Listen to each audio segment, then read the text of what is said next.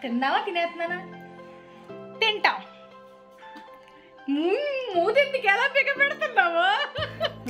నువ్వు మాట్లాడితే నాకు ఇంకా మాట్లాడవు. ఏ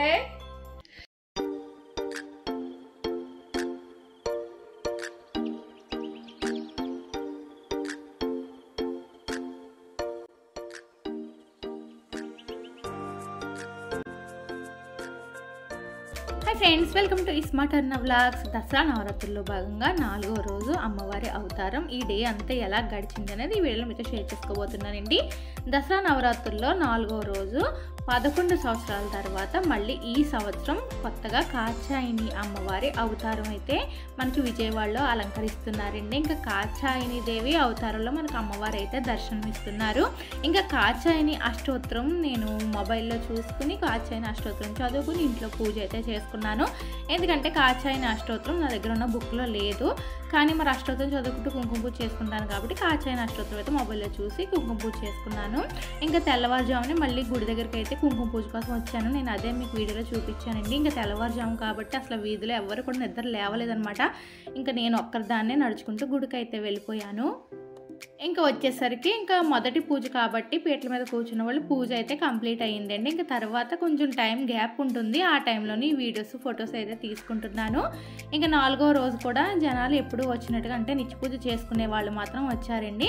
ఇంకా మూల పూజలు కలిస్తే మాత్రం జనాలు ఎక్కువగా ఉంటారు. అలాగే రేపు కూడా పూజ అనేది తొందరగా స్టార్ట్ చేస్తారంట, అంటే ఫ్రైడే రోజున కూడా పూజ తొందరగా స్టార్ట్ చేస్తాము అని చెప్పారు. ఇంకా ఆ రోజు అయితే జనాలు ఎక్కువగా ఉంటారు.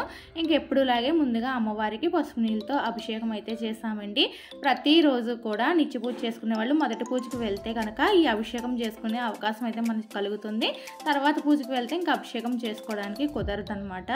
ఇంకా అలా అమ్మవారికి అభిషేకం చేసిన తర్వాత ముందుగా విఘ్నేశ్వరుడి పూజ అయితే కంప్లీట్ అయింది. తర్వాత అమ్మవారి సహస్రనామాలతో అమ్మవారికి కుంకుమ పూజ అయితే మొదలు పెట్టామండి.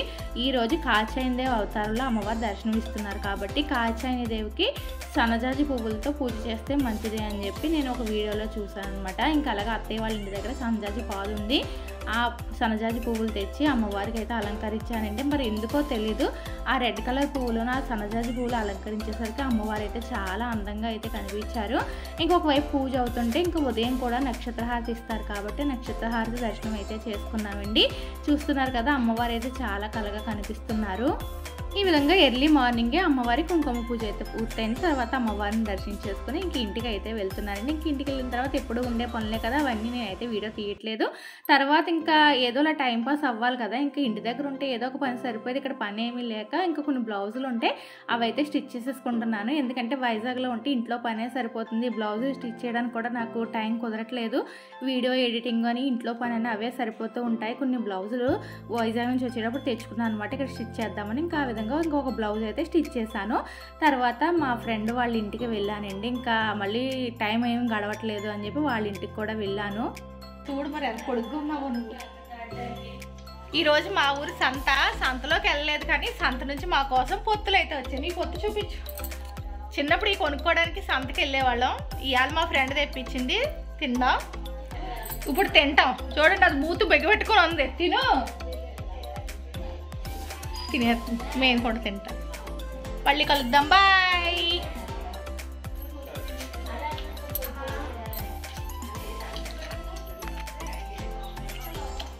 మళ్ళీ మా అగ్గారింటికి వెళ్తున్నాం. చూడండి ఇక్కడ ఎంతమంది ఉన్నారు. పొత్తు తింటావా? మధ్యలో మా పొట్టుకు వచ్చింది.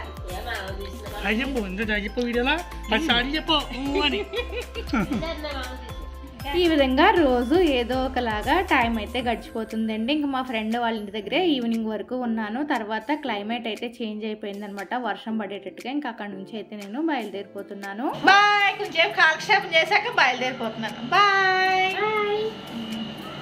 Bye bye bye bye bye bye. ఇంకా ఈవినింగ్ పనులు మామూలే కదా. ఈరోజు అమ్మవారికి కాచేదే అవతారంలో ఉన్నారు కాబట్టి అల్లం గారెలు అయితే ఇష్టం అండి. అది కూడా చిల్లు పెట్టని అల్లం గారెలు అయితే ఇష్టం అన్నారని చెప్పి అల్లం ముక్కలు కట్ చేసి అంటే మనం గారెలు వేసుకునే పిండి ఉంటుంది కదా, అందులో వేసేసి వాటికి కన్నాలు పెట్టకుండా గారెల్లాగా అయితే వేసి ఇంకా ఈవినింగ్ పూజ అయితే చేసుకున్నానండి. మళ్ళీ అష్టోత్తరం చదువుకుని సహస్రనామం చదువుకుని ఇంట్లో పూజ అయితే చేసుకున్నాను. మళ్ళీ టెంపుల్కి నేను వండిన నైవేద్యాన్ని తీసుకుని అయితే వెళ్తున్నానండి. ప్రతిరోజు ఈవినింగ్ నేను వెళ్ళే టైంకే పీటల మీద కూర్చున్న వాళ్ళు పూజ అయితే అవుతుంది. కరెక్ట్గా అప్పుడే సాంబ్రాణి ధూపం వేస్తున్నారు. ఇంక ఈవినింగ్ టైంలో అమ్మవారిని ఫోటో వీడియో తీద్దామంటే కూడా మొత్తం గర్భగుడి అంతా కూడా సాంబ్రాణి ధూపంతో ఉంటుంది. అందుకే అంత క్లియర్గా అయితే అమ్మవారు పడట్లేదండి. తర్వాత నేను తీసుకువెళ్ళిన అల్లం గారెల్ని అమ్మవారికి సమర్పించానండి. కానీ ప్రతిరోజు అలా అమ్మని చూస్తూ ఉంటే చాలా నిండుగా అందంగా కనిపిస్తుంది కదా. ఇంకా రోజు మరి నా అదృష్టం ఏంటో తెలియదు కానీ నేను వెళ్ళిన టైంకే నక్షత్రహారతి అయితే వెలిగిస్తున్నారు. నాకు కూడా నక్షత్రహారతి వెలిగించే అదృష్టం అయితే కలుగుతుందండి. ప్రతిరోజు కూడా నేను కూడా నక్షత్రహారతిని అయితే వెలిగిస్తున్నాను. ఎందుకంటే ప్రతిరోజు 7 గంటలకి నక్షత్రహారతి అయితే ఇస్తున్నారు.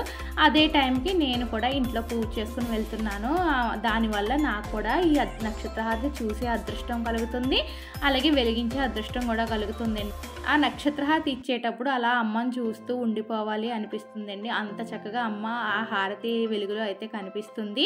ఈ విధంగా నక్షత్రహారతి దర్శనం చేసేసుకునేసరికి మనకి 7:30 అయితే అయిపోతుంది. ఇంకా ఆ తర్వాత ఇంటికి వెళ్ళి నెక్స్ట్ డే పూజకి అన్ని సర్దుకునేసరికి పని అయితే అయిపోతుంది. ఎందుకంటే మా పిల్లలు ఇంకా వైజాగ్లో ఉన్నారు, వాళ్ళకి హాలిడేస్ లేక నేను పూజల కోసం అయితే ఊరైతే వచ్చానండి. పిల్లలు లేకపోవడం వల్ల పని కూడా ఏమీ ఉండట్లేదు. అందుకే డైలీగా మన ఛానల్లో వీడియోస్ కూడా వచ్చేస్తున్నాయి. అలాగే 4th డే వీడియో మీకు ఎలా అనిపించింది, మీకు నచ్చినట్లయితే లైక్, షేర్, సబ్స్క్రైబ్ చేయడం మాత్రం మర్చిపోకండి. By by friend.